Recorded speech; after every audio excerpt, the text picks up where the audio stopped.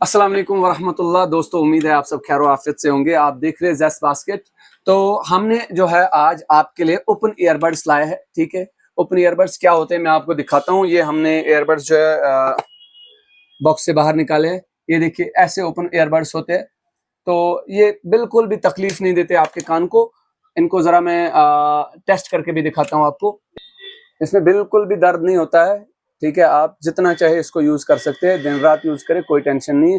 ये आपके कान से बाहर रहेगा, कान को दर्द नहीं करेगा। और दूसरी बात, सबसे अहम बात जो है, आप दूसरे की बात भी सुन सकते हैं इसमें। ठीक है, टाइप सी चार्जिंग के साथ आता है ये। पहले आप फिटिंग देखिए, फिटिंग कैसी लग रही है। इस पे फिटिंग A1 लग रही है। अब मैं आपको साउंड क्वालिटी भी दिखाता हूँ।